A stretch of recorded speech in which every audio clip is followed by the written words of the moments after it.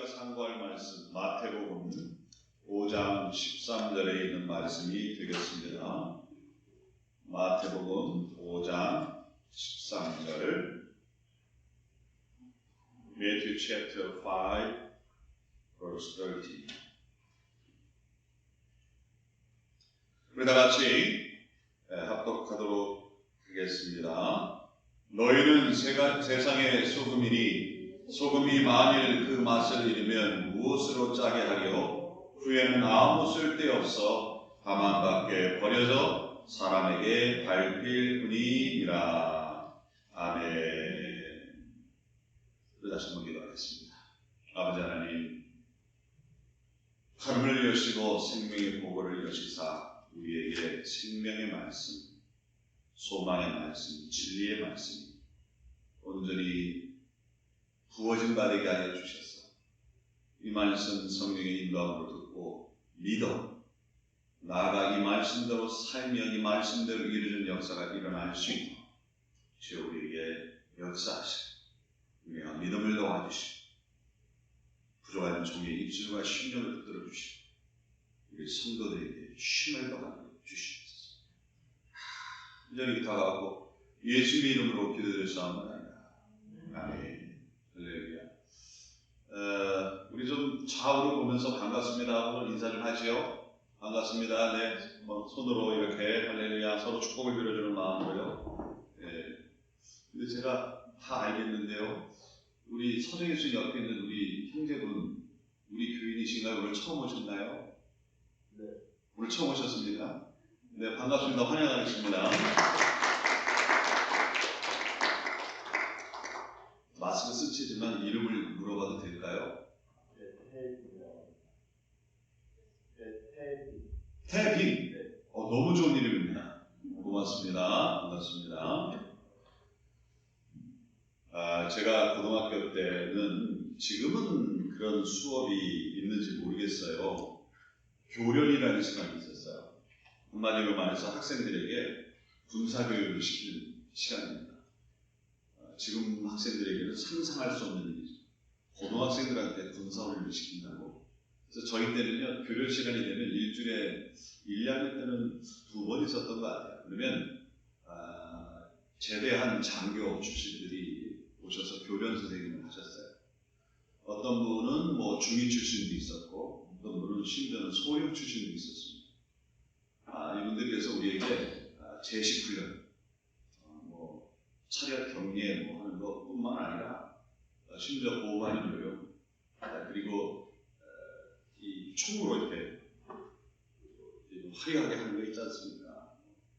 그 다음에 기본적인 군사 지식들, 심지어 화생방 지식들, 그리고 앞볼은 뭐였냐면 이 분열이라고 해서요. 행진을 하면서 일사불란하게 이렇게 중대별로, 소대별로, 심지어는 대대별로 행진하는 것까지 지금 북한 보듯이 진짜 보면 그래요. 여학생들은 막 여학생들도 심지어 그런 교육을 받았던 걸로 기억합니다. 어느 날 이제 날씨가 안 좋아서 교실에서 교련 수업을 하게 됐는데 그때 이제 중위 출신의 교련 선생님이 계셨어요. 제가 성함은 지금 정확히 기억은 안 나요.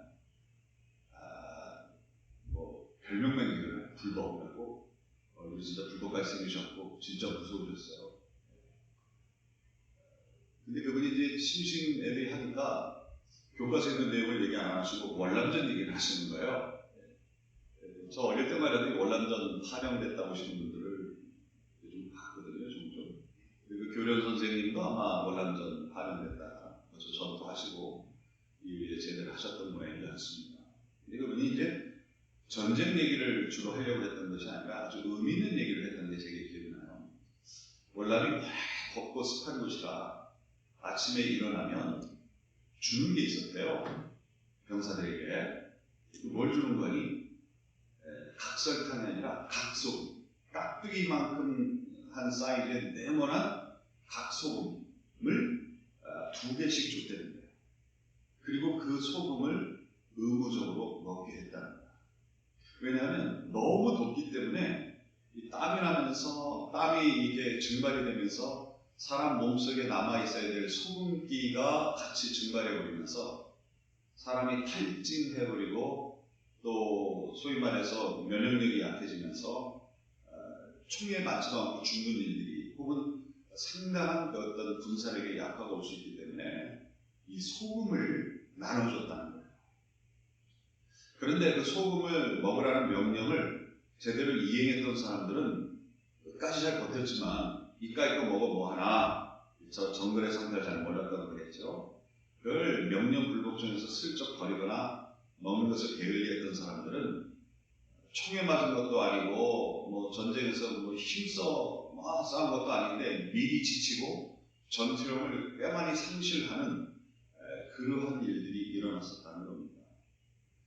그러면서 그 교력 선생님이 얘기하시는 것이, 그분이 정말 교회를 다니셨다, 예수를 믿었다, 아니다 이런 얘기는 안 하셨지만 너희들도 소금과 같은 사람이 되라. 세상에 꼭 있어야 될 사람, 그리고 있어서 도움이 되는 사람, 그리고 드러나지는 않지만 꼭 있어야 될 사람, 이런 식으로 자라라고 하셨던 그 내용이 저는 여름이 되면, 지금 몇십 년이 지났는데도 그 얘기가 지금도 제게 머릿속에 이렇게 여름이 되고 뜨거운 날이 되면 될수록 그런 생각이 들어갑니다. 성경에도 보면 소금에 대한 이야기가 많이 나와요. 의외로 여러분 찾아보시면 아시겠지만 소금에 대한 얘기가 많이 나오는 거죠. 예수님께서도 오늘 본문에 보니까 너희들은 뭐라고 말씀하고 있어요? 소금이라. 우리가 소금이래요. 그거는 우리가 소금과 같이 지금 마켓에 가서 소금을 사려면 뭐 그렇게 돈 많이 안 들고 살 수가 있어요. 그렇죠? 우리 몸무게만큼, 각자의 몸무게만큼 소금을 산다 해서 돈이 억수로 많이 들어가지는 않습니다만은, 여기서는 돈으로 환산할 수 있는 가치로서 얘기를 하는 것이 아니라 바꿔서 얘기하면 되는 겁니다. 우리가 소금만큼 가치가 없다는 얘기가 아니라 소금이 그만큼 뭐가 있다는 걸까요? 가치가 있다라는 뜻으로, 또 의미가, 소금을 통해 주시고자 하는 의미가 그만큼 크다는 뜻으로 말씀하고 있다라고 하는 것입니다. 이 본문 말씀을 살펴보기 전에요, 먼저 구약에 나타나 있는 소금에 대한 의미를 먼저 여러분에게 말씀을 전하기를 원합니다. 출애굽기 30장 35절에 보면 이런 말씀이 있습니다. 그것으로 향을 만들되 향 만드는 법대로 만들고 그것에 소금을 쳐서 성결하게 하고. 자, 소금을 쳐서 뭐하게 만들라고 그래요? 성결하게 하고 라고 되어 있습니다. 하나님을 섬기는 성막, 지금으로 말하면 교회 같은 것을 짓게 하고 거기에 그 향을 만들 때 법대로 만들고 라고 되어 있습니다. 하나님 앞에 이렇게 올려드리는 아름다운 향내를 내는 그런 향단을 만드는 데 있어서 거기에 소금을 뿌리라는 겁니다. 우리의 조상들은 재수없다 하고 소금을 뿌리는데요, 성경은 정반대.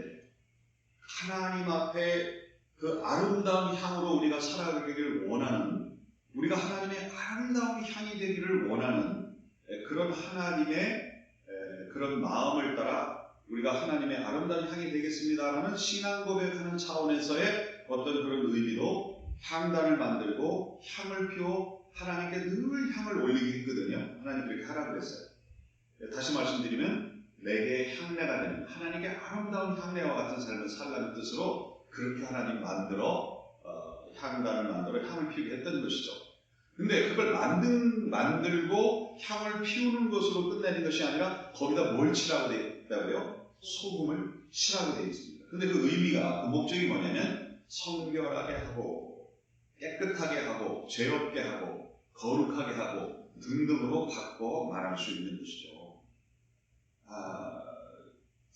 그뿐만 아니라 레위기 2장 13절에 보면 내 모든 소재물에 소금을 치라. 내 하나님의 언약의 소금을 내 소재에 빼지 못할지니 내 모든 예물에 소금을 드릴지니라. 하나님 앞에 아름다운 그 예배를 드리는 그런 도구나 그런 것에도 소금을 칠 뿐만 아니라 하나님께 드리는 제물에게도 뭘 치라? 소금을 치라는 그런 말씀이 있는 것입니다. 그런데 여기서 말하고 있는 것은 언약의 소금. 첫 번째 말씀드린 것은 성결의 소금, 지금 말씀드린 소금의 의미는 뭐라고요?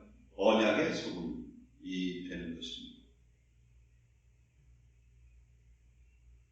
구약에서 한 말씀 더 본다면 민수기 18장 19절에 이스라엘 자손이 여호와께로 드리는 모든 선물은 내가 영구한 몫의 음식으로 너와 내 자녀에게 주니 이는 여호와 앞에 너와 내 후손에게 영원한 소금에 뭐라고 되어 있어요?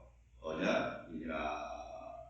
여기는 언약이라는 말 앞에 영원한이라는 말도 같이 붙였어요. 그래서 출애굽기와 레위기에 나와 있는 소금의 의미를 같이 묶어서 민수기에 영원한 소금으로 표현하고 있다는 겁니다. 참 하나님께서도 이렇게 우리에게 교육을 하실 때에 큰 그림을 가지고 우리에게 교육하고 계시는구나, 소금에 대해서 이런 생각을 하게 됩니다.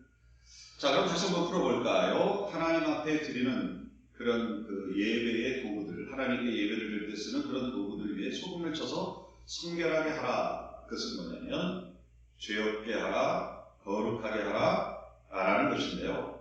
이것은 일회성적인 의미가 아니라 영원성의 의미가 있다는 겁니다. 아까 민수기에서도 잠깐 말씀드렸습니다만, 그러니까 쉽게 말씀드리면 이 소금은 들어가면 변하지 않게 하는 성질이 있잖아요. 그죠?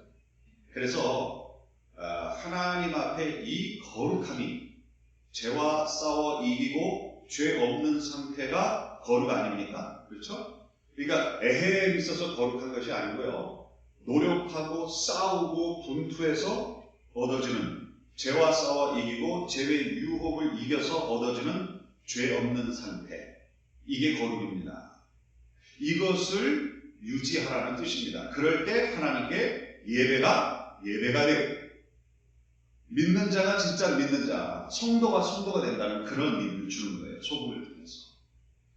그냥 한 번 교회 나온 것, 한 번 하나님께 헌신한 것, 이걸로 끝나는 게 아닌 것입니다. 어느 유명한 신학자가 말씀한 것처럼 다윗이 골리앗에게 던졌던 그 돌을 비단 보자기에 싸지 말고 그것을 버려버려요. 하나님 앞에 은혜 받았다고 방심하지 말고, 하나님께 칭찬받았다고 그것에만 머물지 말라는 겁니다. 그러니까 다 잊어버리라는 거예요. 오늘 새롭게 하나님의 은혜를 받아야 되는 거고, 오늘 새롭게 하나님께 인정받는 신앙생활을 하지 않으면 어제까지 그렇게 했던 것이 오늘 무너져 내리면 이게 아무 소용이 없게 될 가능성이 높기 때문인 것이죠.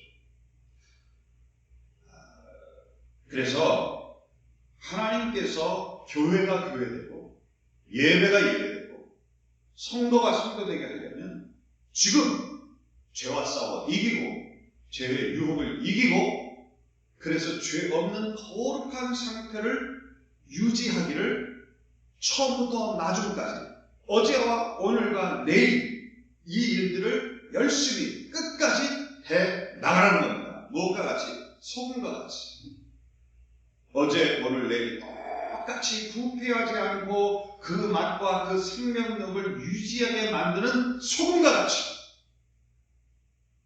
죄와 싸워 이기고 죄의 유혹을 이기고 해서 하나님이 함께 하실 수 있는 거룩한 교회, 거룩한 성도들의 예배, 거룩한 성도들의 삶이 되도록 유지하라고 하는 그런 신앙의 분투와 신앙의 아름다운 열매를 끝까지 맺어가라는 뜻으로 소금을 들어 우리에게 교훈하고 계시다. 여러분, 우리들의 신앙이 변하지 않기를 원합니다. 여러분, 우리들의 예배가 변질되지 않기를 원합니다. 여러분, 우리의 교회가 주 예수 그리스도의 보혈의 공로로 세워진 이 교회가 그 어떤 것이 우선시되는 그런 교회가 되지 않기를 축원합니다. 할렐루야. 그리고 아울러 레위기에 보면 조금 전에 뭐라고 했죠? 이것은 언약의 소금이라고 했어요. 과거에는 약속을 할 때 뭘 뿌리면서 약속을 했냐면 성경에 보면 구약 성경에 소금을 뿌리면서 약속을 했어요. 조금 전에 소금은 뭐 하지 않는 성질이 있다고 그랬죠? 변하지 않는 성질이 있다고 했어요. 그래서 이 언약은 영원히 변하지 않을 것입니다. 그런데 하나님께서 뭐라고 말씀하십니까? 민수기에서 보면 사람과 하나님 사이에, 하나님과 사람 사이의 언약에서도 소금을 쳐서 또 소금을 들어서 영원히 이 언약은 변하지 않을 것이다 라고 하나님이 먼저 말씀하시고 우리에게 명심하고 지키라고 말씀하고 있는 것입니다. 우리가 하나님 안에서, 조금 전에 말씀드린 대로 하나님 안에서, 하나님 말씀 안에서 우리가 변하지 않는 그러한 연속적인 믿음의 역사가 있기를 주님의 이름으로 축원합니다. 할렐루야. 좀 더 세부적으로 말씀을 드리려고 그러는데요. 우리가 예배 시간에는 아멘 할렐루야로 응답을 합니다. 눈물을 흘립니다. 무릎을 칩니다. 정말 제가 옛날에 어떤 흑인 목사님의 초대를 받아서 연합 부활절 예배에 제가 참석을 한 적이 있어요. 저 다음 과정 지나서. 한 11개 교회에 연합된 그 흑인 분들 교회 중심으로 교인들이 되는 교회인데요. 목사님들이 돌아가면서 나오면서 설교를 10분씩 돌아가면서 릴레이 설교를 하시는데요. 뭐 성도들이 뭐 일어나서 막 이러고 후이와 막 이러고 뭐 난리가 났어요. 그냥 목사님 설교보다 성도들 반응이 어떨 때 더 커요. 그냥 저는 눈이 둥글어가고 쳐다봤습니다. 근데 훅군 달아오르더라고요. 네. 기분 좋자고 예배드리고 기분 좋자고 말씀 전하고 듣는 게 아니지 않습니까? 그 말씀대로 살자는 거죠. 하나님은 그 말씀대로 살라고 주시는 말씀인 거고 성도들에게 그 말씀대로 살겠습니다라고 결심하는 자리가 어떤 자리입니까? 예배 자리고 설교의 시간인 것인 줄로 믿습니다. 그리고 더 나아가 그 말씀대로 살면서 그 말씀을 전하라고, 그 말씀을 땅끝까지 전하라고, 전할 뿐만 아니라 그 말씀의 증인이 되라고 그 말씀을 들려주시고 가르쳐 주시는 것입니다. 잊지 마십시오. 이 말씀을 듣고 즐기는 것이 아닙니다. 전할 때만 또한 목사가 즐기는 것이 아닙니다. 전하는 자나 듣는 자나 이 말씀대로 듣고 아멘하고 이 말씀대로 살아가는 증인이 되면서 이 말씀을 안 믿는 자 모르는 자에게 전하여서 그들도 하나님 말씀대로 살아가 진리와 구원을 얻을 수 있게 하는 것이 설교의 목적입니다.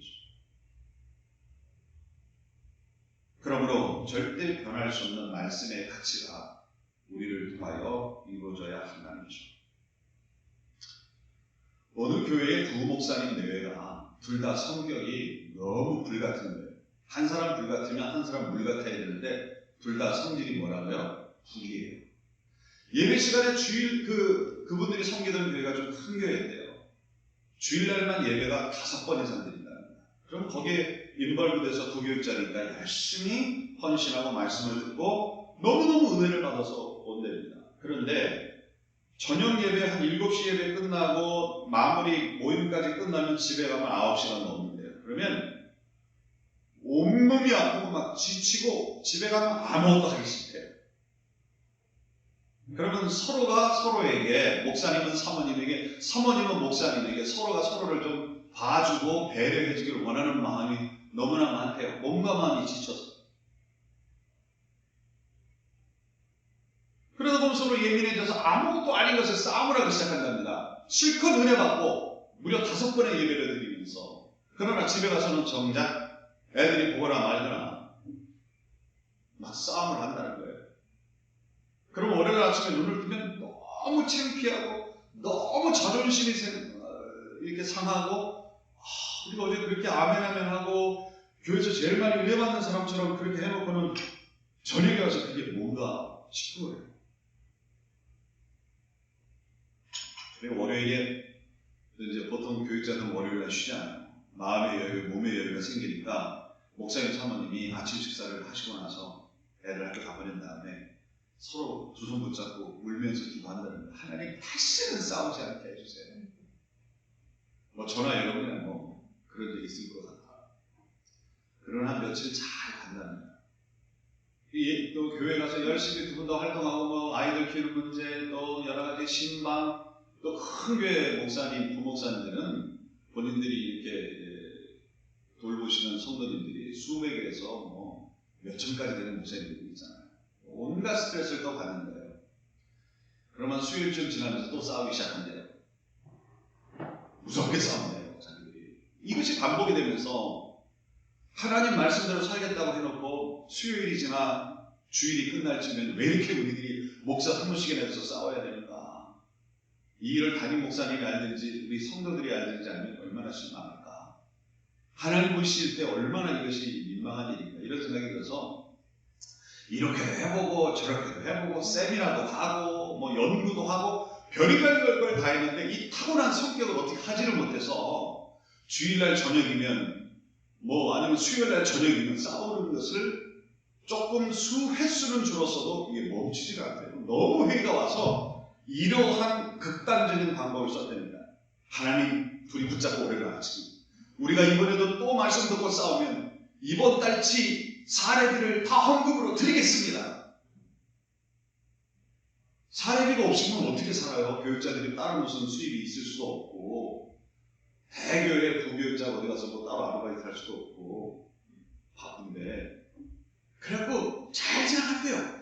막 이렇게 올라오면 사례비 그러면서 치사하더래. 야, 딴 데는 잘 싸우고 사례비 드리겠다고 서운을 해버리니까 이게 싸우려고 하도 몸이 치사하더래요. 야, 참 치사하다 그러면서도 안 싸우고 잘 지나갔는데 결국엔 또 싸웠다. 결국엔 또 싸웠대요. 그럼 어떻게 하나님께 또 기도인데 소원기도인데 그 사례비 받자마자 헌금으로 다 드렸대요. 그때 사는 게 너무너무 힘들다는 거예요. 부모 형제에게 아쉬운 소리 해야지, 아이들에게 불편 줘야지, 교회 와서도 힘있게 사역을 못하지. 왜? 생활비가 없으니까. 카드로 돌려맞고 주변 분들 도움받고 한 달을 어떻게 살아나왔는지 정말 기억하고 싶지 않을 정도로 너무너무 힘들었다는 거예요. 그리고 나서 다시는 안 싸워. 다시는 안 싸워. 그러고 나중에 고백하는 말이, 나중에 그 담임 목사님한테 얘기를 하더랍니다. 하는 말이, 하나님께서도 이 방법 저 방법 써서 안 되니까 우리가 가장 잘 들을 수 있는 방법까지 동원하면서 싸우지 않게 하시더라고요. 그러니까 이 얘기는 뭐냐면 돈 때문에 부부싸움을 안 하게 된다는 얘기가 아니고요. 하나님이 그만큼 말씀대로 살기를 원한다는 뜻이겠습니다. 이해하시죠? 무슨 얘기인지. 하나님이 소금이라는 것을 들어서 우리 삶 속에 직접 경험하잖아요. 소금을 쓰면서 썩지 않게 만들고 변질되지 않게 하는 것을 실생활 속에서 우리가 너무나 많이 접하니까 하나님이 그걸 콕 집어서 이렇게 좀 살아라 하신 것은 그렇게 하나님 말씀대로 변하지 않고 끝까지 사는 것을 그만큼 원하고 그것이 우리의 삶에 너무나 중요하기 때문에 그렇게 말씀하신 것인 줄 믿습니다. 할렐루야.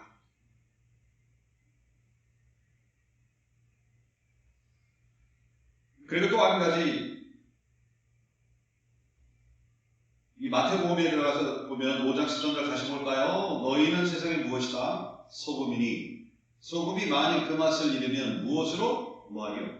짜게 하리요. 후에는 아무데 없어 다만 밖에서 버려져 사람에게 할 것이다. 소금이 모양만 소금이면 안 된다는 거예요. 소금이 돼야 된다는 거예요. 그 짠맛을 유지하고 그 다음에 어떻게 해야 되죠? 짠맛을 유지할 뿐만 아니라 어떻게 해야 될까요? 녹아야 되겠죠. 녹아야 되겠죠.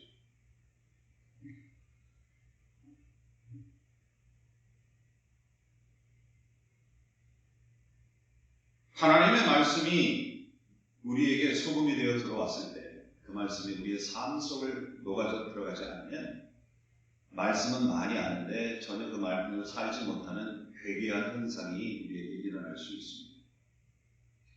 소금이 녹아지려면 어떻게 해야 될까요? 그것은 적당한 물과 불이 있어야 되는 줄로 믿습니다. 물은 무엇이고 불은 무엇일까? 소금을 녹이는 불은 열을 만드는 것이고 소금을 녹이는 물은 소금을 분리해내는 그런 역할을 하는 것이겠죠. 그래서 이 소금이라는 것이 우리 안에, 우리의 삶 가운데 녹아져서 그 거룩함을 유지하고 또한 살맛을 나게 만드는, 좀 맛깔나는 소망이 있는 삶을 만들 수 있는 그런 것이 있는데요. 저는 그것을 오늘 아까 우리가 기도한 것처럼 믿음, 소망, 사랑이 우리 안에 있으면 하나님이 주신 그 말씀이 우리 안에 녹아져서 우리의 거룩을 유지시키며 우리의 삶을 아주 살만나게 만드는 역사가 있게 될 줄로 믿습니다. 할렐루야. 우리의 신앙이 변질되지 않으려면 믿음이 있어야 돼요. 그리고 소망이 있어야 돼요. 그리고 사랑이 있어야 돼요. 하나님을 믿는 믿음이 없이 우리가 어떻게 견딜 수 있겠어요? 우리가 천국에 대한 소망이 없이 우리가 어떻게 이 세상의 유혹을 이길 수 있겠어요? 천국보다 더 좋은 것은 없다라는 소망이 있어야 천국 가기 위해서 우리가 모든 것을 내어놓고 할 수가 있는 거 아니겠습니까? 날마다 천국을 향한 발걸음을 멈추지 않을 수 있는 거예요. 사랑은 무엇입니까? 이 세상의 그 누구보다 무엇보다 하나님을 사랑해야 우리가 전심과 전력을 다해 주를 내어 살아갈 수 있으면서도 희생하면서도 하나도 아깝지 않고 더 드릴 수 있고 더 다가갈 수 있고 새로운 그 무엇을 하나님께 드릴 수 있는 역사가 나타날 수 있다라고 하는 것입니다. 믿음, 소망, 사랑 이 세 가지를 우리가 항상 가지고 나갈 때 하나님이 우리에게 주신 이 소금이 곧 말씀이 우리 안에 녹아져서 우리의 거룩이 유지가 되고 우리의 삶이 살만나는 그런 역사가 있게 된다라고 하는 것입니다. 그런데 여러분 중간에 제가 이런 말씀을 좀 드리길 원해요. 여러분 소금은 어떻게 해서 소금이 됐을까요? 이게 또 아주 제 생각에 고급적이에요. 소금을 화학적인 그 요소로 말씀을 드리면 소금을 소위 말해 뭐라고 말하죠? 한국말로 염화 나트륨이라는 거예요. 그래서 이것은 염화 나트륨 두 가지 성분이 섞여서 소금이 되거든요. 박수를 이렇게 크죠. 이게 다시 말씀드리면 염화 나트륨, 염화는 염소를 얘기하는 거고요. 나트륨은 그야말로 나트륨을 얘기하는 거예요. 이 두 성분이 합쳐져서 소금이 되는 거예요.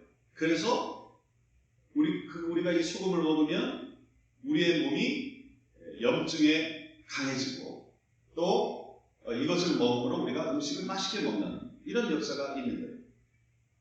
그래서 여러 얘기를 할 수 있겠지만 크게 면역력과 또 맛을 내는 역사가 우리의 삶과 몸 속에 일어나게 되는 거예요.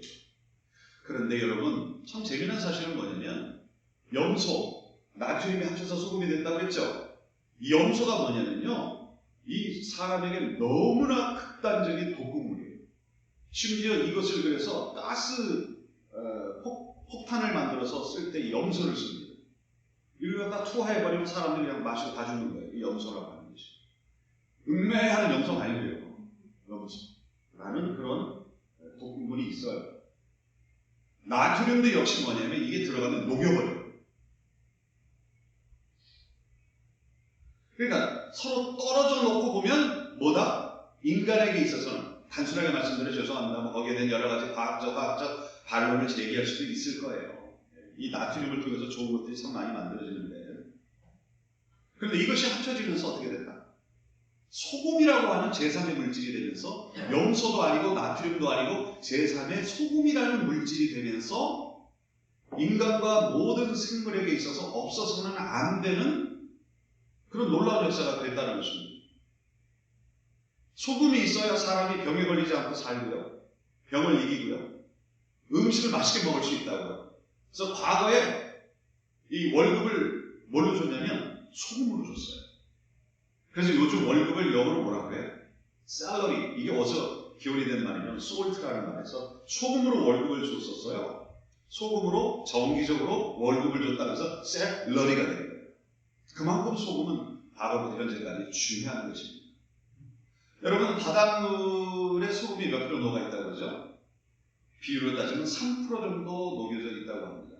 그런데 그것 때문에 어떠한 물이 바다로 흘러들어와도 그 바닷물이 썩지 않고 수많은 생물이 거기에 살 수 있게 만들면서 역으로 그것이 다시 수증기가 되고 비가 되어서 사람과 온 생물을 살리게 만드는 생명력.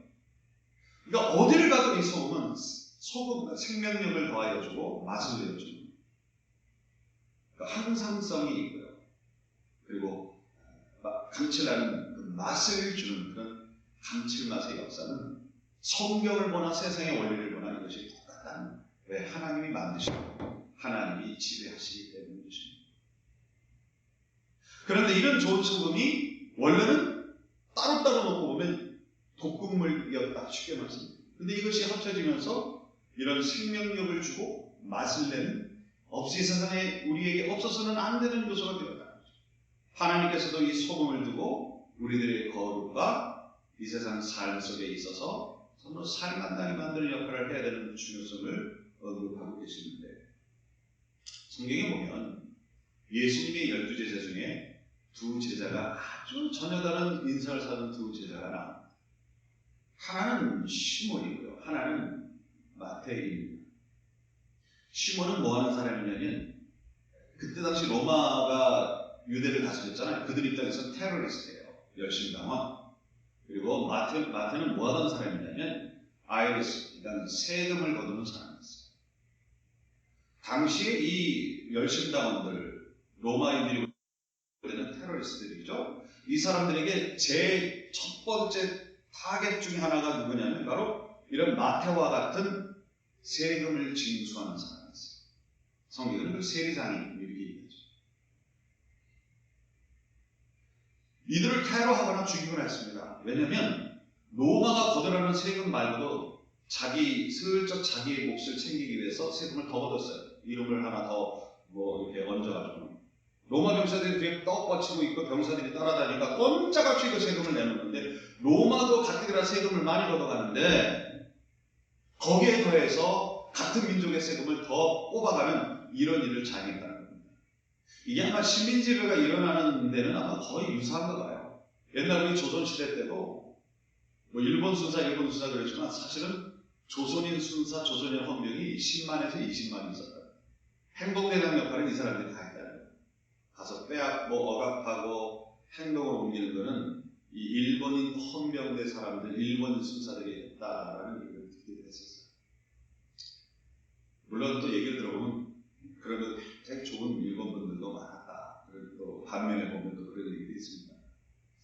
그러니까 이 소위 말해 애국이라는 이름으로, 또 하나님의 이름으로 이런 세리장이 당시에 세금을 걷고 다니는 마태와 같은 사람, 또 한 사람 누구 있죠? 성경에 보면 삭개오가 굉장히 사람들에게 따돌림당하고 외로웠던 것이 성경에 보면 흔적이 나오잖아요. 얼마나 싫어했는지.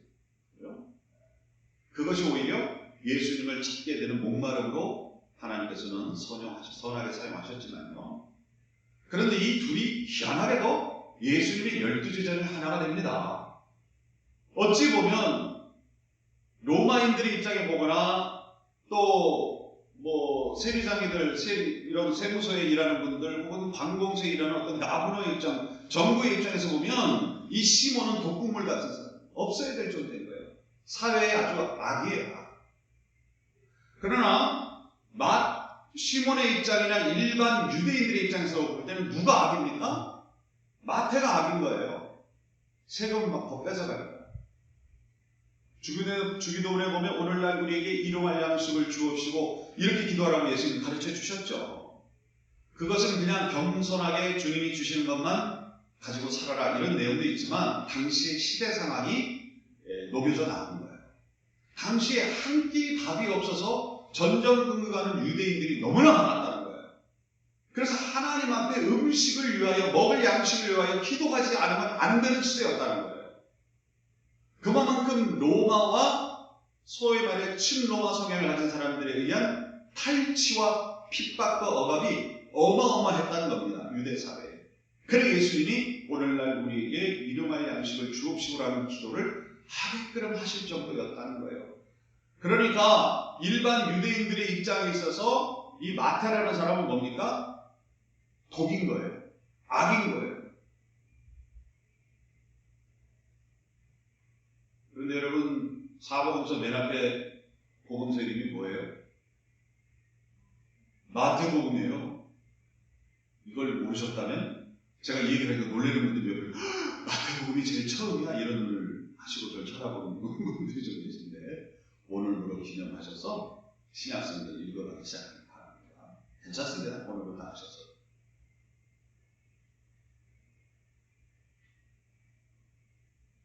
마태복음 1장에 보면 마태가 예수님이 이 땅에 왕으로 오셨다라고 하는 말씀을 증거하면서 시작하죠. 그렇죠? 아브라함과 다윗과 예수의 세계다. 가장 사람들 위에 서서 그들을 짓밟고 가장 높은 권력을 구가했던 사람이 자기는 완전히 밑으로 내려가고 예수님을, 로마가 죽였고 유대 정부가 죽였던 예수님을 우리의 진정한 왕이다라고 고백하는 말씀부터 쓸 수 있는 진정한 크리스천, 진정한 예수의 제자가 되었습니다. 시몬에게 죽임을 당할 수도 있었을 것입니다. 그러나 시몬에게 죽임을 당하지 않았기 때문에 우리가 아는 너무나도 성경에 빼놓을 수 없는 말씀 마태복음이 마태에서 쓰여질 수 있었던 것입니다. 누구에게 죽임을 안 당했기 때문에요? 시몬에게. 여러분, 시몬이 예를 들어 이럴 수 있잖아요. 그럴 수 있잖아요. 마태를 죽이기 위해서 예수님 제자가 되는 척 할 수 있잖아요. 여러분, 그런 일 있잖아요. 막 자수한 것처럼, 망명한 것처럼 해가지고는 스파이가 돼서 정보 다 캐내고 암살하고, 영화에 보면 그런 일 많잖아요. 과거에 그 유명한 일 있지 않습니까? 이스라엘 어떤 스파이가 어느 나라의 장관까지 됐어요. 가가지고. 그래서 정보 다 빼주고 말이죠. 그래서 중동전쟁은 이기하는데 아주 혁혁한 결과를 내놓지 않습니까? 물론 잡혀서 처형 당했지만서도 정말 그런 일들이 있잖아요. 시몬이 그랬을 수 있잖아요. 저 마태라는 놈 저놈 죽이기 위해서 내가 예수의 제자가 되는 척 할게 하고 짜고서 들어가서 막 이럴 수 있잖아요. 그래서 분명히 죽였을 겁니다. 근데 그러지 않고 둘은 끝까지 오늘날 같이 성경에 예수님의 위대한 12제자로 기록되어져 있습니다. 저들이 하나가 됐기 때문일까요? 아니면 끝까지 서로 하나가 되지 못했기 때문일까요? 하나가 됐기 때문인 줄로 믿습니다. 이 12명이 예루살렘의 교회를 세워서 25,000명이 넘는 성도들을 전도했고요. 세계 방방곳곳으로 흩어져서 수십 군데 수백 군데 교회를 세우고 수많은 사람들을 예수 믿게 하고 구원받게 만들고 진리와 사랑의 삶을 살도록 했습니다. 그리고 예수를 얼마나 똑같이 닮은 삶을 살았는지 사람들이 그를 뭐라고 얘기하냐면 사도라고 얘기합니다. 사도의 뜻은 뭐냐면 예수와 똑같이 사는 사람들입니다. 크리스천들과는 조금 다른 의미가 있어요. 예수와 똑같이 사는 사람, 마치 예수와 같은 사람, 예수의 범가는 권위를 가진 사람. 그 중에 하나가 시몬이고 그 중에 하나가 마태인데 이 일이 있을 수 있었다는 것은 뭐냐? 그들이 하나가 되었기 때문이죠. 그들 각자가 아니라 하나가 되어서 예수의 이름으로, 예수의 능력으로, 예수의 사랑으로, 예수가 주신 그 복음과 십자가의 능력으로 합력하여 선을 이루었기 때문에 예루살렘과 유대와 온 세계가 주님의 복음과 진리와 사랑으로 가득 찰 수 있는 그 길이 열린 것입니다. 근데 저들이 둘이 끌어안고 하나가 됐습니까? 누구 안에서 하나가 되었습니까? 예수 안에서 하나가 되었다는 것이 중요한 것입니다. 예수의 복음 안에서, 예수의 십자가 안에서, 예수의 보혈 안에서, 주께서 보내주신 하나님의 영이신 성령 안에서, 말씀 안에서, 그리고 교회 안에서 하나가 되었기 때문에 따로따로 떼어놓으면 독과 독이 될 수 있었지만 그들이 예수 그리스도의 복음과 사랑 안에서 하나가 되었을 때에 세상을 살리고 세상을 살맛나게 만드는 소금의 역할을 감당하게 되었다라고 하는 것입니다.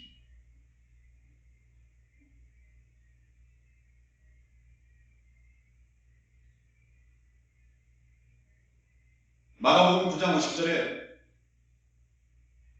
소금은 좋은 것이로되 만일 소금이 그 맛을 잃으면 무엇으로 이를 짜게 하리? 너희 속에 소금을 두고 서로 화목하라 하시니라 라고 말씀하고 있습니다. 소금을 두고 서로 화목하라 이런 얘기는 뭘까요? 소금을 두고 서로 화목하라. 제가 조금 전에 말씀드린 여러 가지의 의미가 있는 설명이 될 수 있다는 것입니다. 먼저 전제하는 것은 우리끼리는 서로 화목할 수 없습니다. 우리의 노력, 우리의 경험, 우리의 지혜로는 부부라도 부모 자식 간이라도 오래된 친구라도 서로에게 너무나 큰 은혜를 끼치는 사람들끼리도 얼마든지 상처받고 싸우고 멀어지고 다시는 안 보는 사이까지 될 수 있습니다. 우리끼리는요. 많이 보지 않습니까? 경험하지 않습니까? 그러나 그 사이에 소금을 두고 화목하라라고 말씀하고 있다라고 하는 것입니다.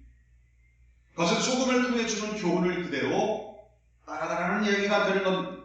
나와 너는 서로에게 독이 될 수 있습니다. 어쩌면 세상 사람들에게, 하나님과 사람들에게 별로 유익을 주지 못하고 심지어는 하나님과 사람에게 해를 끼칠 수 있는 정말 그러한 사람일 수도 있습니다. 너와 나는.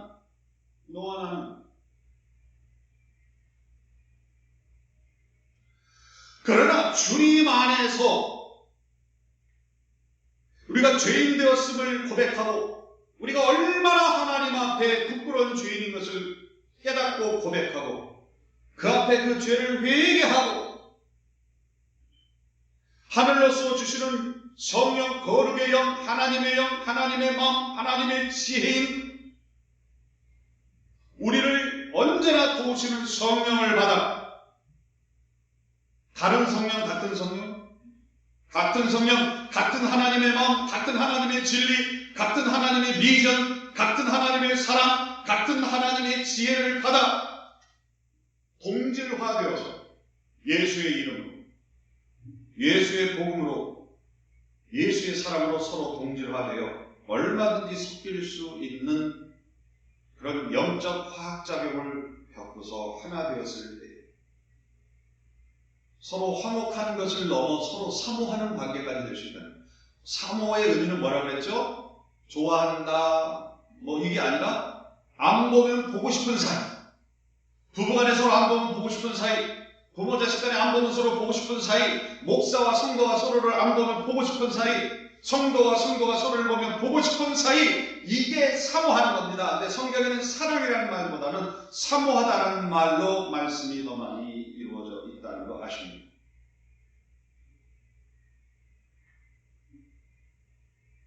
우리가 이런 영적인 화학작용으로 소금과 같이 하나가 되지 않으면 우리는 화목할 수 없습니다. 서로에게 독이 될 뿐입니다. 우리는 속히 소금이 되어야 합니다. 누구 안에서? 주 안에서 주님의 진리와 사랑과 그 보혈의 사랑 안에서 하나 되어야 합니다. 모든 쓸데없는 것들, 필요 없는 것들, 죄된 것들, 우리의 악익들, 고집들, 쓸모없는 욕망들, 우리를 날마다 번뇌하는 수만 가지의 그런 어떤 번뇌하는 것들을 다 내려놓고 오늘 우리는 주님 안으로 들어가야 합니다. 아니, 주님 앞에 우리의 대문을 열어놓아야 됩니다. 성경의 맨 마지막 책이 뭐죠? 요한계시록이죠.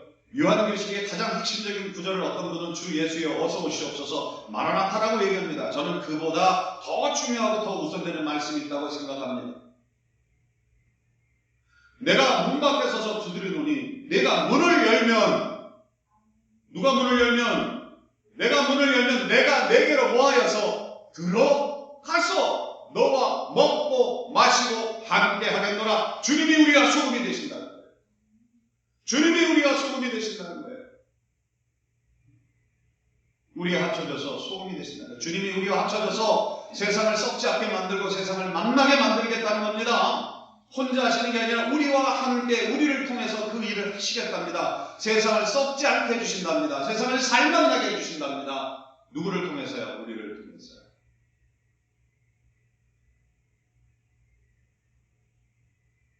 우리가 성찬식을 하는 이유는 주님과 함께 되기 위함이요 주님 안에서 우리가 함께 되기 위함이라는 것. 그래서 주님은 성찬식 하실 때 한 사람씩 불러서 성찬식을 하신 것이 아니라 그 모든 제자를 다 불러놓고 이는 내 몸이요 이는 내 피다라고 말씀하셨습니다. 영원한 언약의 피다라고 말씀하셨습니다.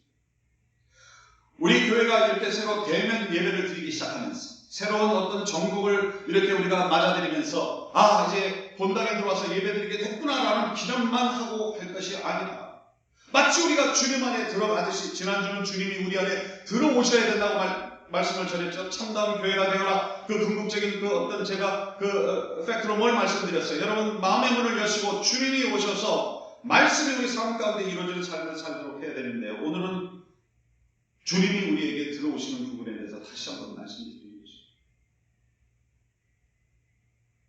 어쩌면 지난주와 연계되는 말이죠.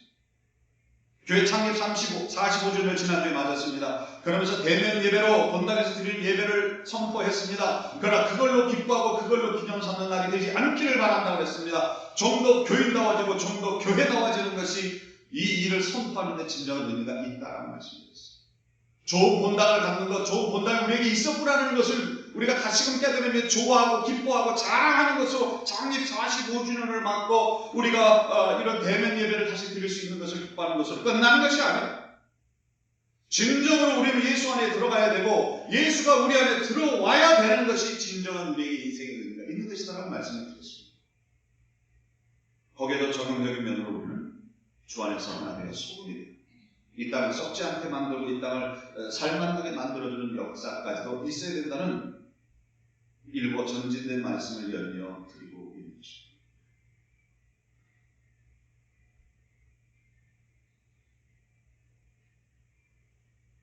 우리끼리는 안 됩니다. 해봤지만 안 됩니다. 그 부 목사님들도 그 진탕 몸소리를 치고 훈련을 받은 데에서야 주님 안에서 그 말씀을 지킬 수 있게 되었던 것이죠. 누가복음 14장 34절에 소금은 좋은 것이나 역시 소금은 좋은 것이라 합니다. 그러나 소금도 만일 그 맛을 잃으면 무엇으로 짜게 하리요? 소금과 같은 역사가 우리 안에 있는, 다시 말해서 주님 안에서 하나 되는 역사가 우리 안에 있지 않으면 우리는 기능 마비가 된 인생입니다. 다윗의 고백을 그대로 빌려다 말하면 짐승과 다를 게 뭐냐는 겁니다. 다윗은 말했습니다. 하나님의 말씀이 그 속에 없으면 짐승과 다를 게 뭐가 있느냐. 골로새서 4장 6절에 너희 말을 항상 은혜 가운데서 소금으로 맛을 내는 것 같이 하리. 그리하면 각 사람에게 마땅히 대답할 것을 아니라. 말을 할 때 소금같이 말하라. 말을 할 때 소금같이 말하는 것은 주님과 하나가 되고 나서 말을 하라는 얘기예요. 그럴 때 우리가 또 진정으로 주님 안에서 하나 되는 역사가 있는 것입니다. 우리끼리 소금 되는 게 아니고요. 누구 안에서 소금이 된다고요? 주님 안에서 소금이 되는 겁니다. 내가 먼저 주님과 하나 되면 다른 사람과 하나 되는 역사가 있는 것입니다. 시몬도 마태도 주님과 하나 되었기에 그들이 주님 안에서 하나 되는 역사가 있었고 서로 독과 독이 만났지만 생명을 살리고 유지시키는 놀라운 역사를 이룬 거죠. 오늘 우리는 세상에 짝할 것이 많고 짝할 사람이 많지만 오늘 우리가 예배를 이렇게 새롭게 드리면서 우리가 본당에 들어와서 이렇게 기분이 좋고 설레는 마음으로 끝날 것이 아니라 우리는 주님과 다시 한번 짝하기를 주여 축원합니다. 주님 앞에 마음문을 활짝 여시고 주님이 들어오셔서 우리가 먹고 마시고 함께 하시는 역사가 일어나기를 축원합니다. 교회에 있을 때는 주님과 함께 하는 것 같지만 예배 때는 주님과 함께 하는 것 같지만 교회 밖을 나가면 프라이빗한 그런 어떤 공간이나 시간이 되면 주님이 언제 계셨냐고, 주님이 언제 나와 함께 하셨냐고, 주님이 십자가에 못이 박혔었던가 하고 기억상실증이 걸려버리는 이상한 중병에 시달리지만 언제 어디서나 주님 앞에 마음을 활짝 열고 주님과 하나 되면 그 누구와도 하나 되는 놀라운 역사가 있기를 주 이름으로 축원합니다. 할렐루야. 한 가지 말씀만 더 드리고 마치겠습니다. 소금은 무엇과 무엇으로 되어 있다고 그랬죠? 염화와 염소와 나트륨. 그런데 이 중에 염소도 중요하지만 나트륨이 더 중요합니다. 이 나트륨은요, 다른 것들과 떨어져 있으면 독인데 다른 것들과 붙으면 염소뿐만 아니라 여러 화학물질과 이렇게 붙으면요 별의별 일을 다 하는 겁니다. 원자력 발전소가 그 열과 그 발전을 거듭하는 것을 레귤러로 잘 통제되는 게 뭐냐면 이 나트륨이 역사하기 때문에 여러 화학물질과 합쳐져가는 거예요. 우리가 위가 아플 때 먹는 약 속에 들어가는 게 뭔지 아십니까? 이 나트륨입니다. 균형을 잡아줍니다. 밸런스를 잡아줍니다. 염소뿐만 아니라 수많은 물질과 나트륨이 이렇게 붙어버리면 우리 인류의 이 세상의 삶을 유지하는 데 너무나 중요한 역할을 하는 것입니다. 오늘 그래서 우리가 소금이 되는 데 있어서 그 안에서도 먼저 해야 될 것은 우리가 나트륨이 되고 그 다음에 소금이 되잖아요. 아니 뭐 화학 시간인가요? 뭐 이렇게 얘기할 수도 있겠습니다. 제게 무슨 얘기냐면 딸려가는 신앙 하지 말고 끌어오는 신앙을 하자는 겁니다. 내가 먼저 정말 누구에게나 나에게나 해로워 보이는 사람이지만 먼저 다가가자는 겁니다. 그리고 그를 녹여주자는 겁니다. 그와 함께 되기를 우리가 먼저 각자가 시작하자는 뜻에서 이 말씀을 드리는 겁니다. 주님이 주신 은혜가 너무 커서 은혜의 자신감으로, 은혜의 에너지로, 겨우겨우 받은 그 은혜의 에너지가 아니라 은혜가 넘쳐서 정말 사도 요한이 말씀한 예수님의 시대를 한마디로 그는 요약을 했죠. 뭐라고 말했습니까? 은혜 위에 은혜라. 저와 여러분에게 은혜가 넘쳐서 영적인 나트륨이 되셔서 그 누구와도 붙으면 모든 이에게 도움이 되는 그런 역사가 되기를, 특별히 소금의 역할을 잘 감당해서 너와 내가 주님 안에서 만나서 썩어가는 세상을 깨끗하게 하고 건강하게 하고 진리로 가득 채워지고 진리로 살아갈 수 있도록 인도하고, 소망을 인고 살맛을 인고 살아가는 이들에게 소망을 주고 살맛을 주고, 얼마든지 사랑받기만을 원하는 것이 아니라 사랑을 주고도 남는 정말 믿음, 소망, 사랑의 베이스가 된 그런 소금의 역사가 우리 안에 나타나기를 제 이름으로 축원합니다. 기도하겠습니다. 사랑과 은혜 하나님 감사합니다. 하나님께서는 소금을 들어 그 생명력을 유지하며 세상을 살만나게 하라고 우리에게 말씀하시는 너희는 세상의 소금이라. 소금은 좋은 것이다.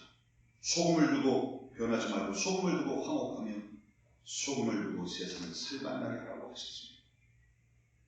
하나님, 오늘 우리는 너무나 지쳤고 누군가가 나를 붙잡아 주기를 원하고 그 누군가가 나를 도와주기를 원하는 그런 바닥까지 내려갈 때를 경험하면서도, 그러나 오늘 하나님만 말씀이 우리에게 짐이 되고 잔나게까지 들릴 수도 있을지는 모르겠으나, 그러나 뼈무덤이 된 곳에 하나님 말씀이 선포되고 성령이 임하니 훌륭한 군대가 되었다라는 에스겔서의 말씀처럼 오늘 우리 인생이 뼈무덤같이 말라 비틀어지고 아무것도 못할 것 같고 하나님 말씀 듣는 자체가 우리에게 부담이 될 것 같은 상황이 있을지라, 하나님 처진 손을 올립니다.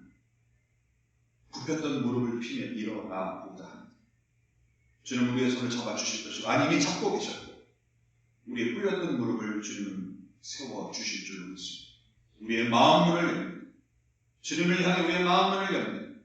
주님 우리와 하나 되어주시고 우리가 그 모든 사람들과 하나 되기를 열망하는 마음 가운데 주의 성령의 말씀이 역사하여서 오늘의 영적 소금이 되고, 나뿐만 아니라 이 세상 모든 사람들, 우리를 만나는 모든 사람들, 우리가 가는 그 곳곳마다 우리의 가정과 사업과 직업과 학업과 그 모든 곳에서 그들이 주님을 죽지 않고 살고자 하는 마음을 얻게 하고 살게 살맛나는 삶을 만들어줄 수 있는 예수 안에 소금된 놀라운 역사가 있게 하여 주옵소서.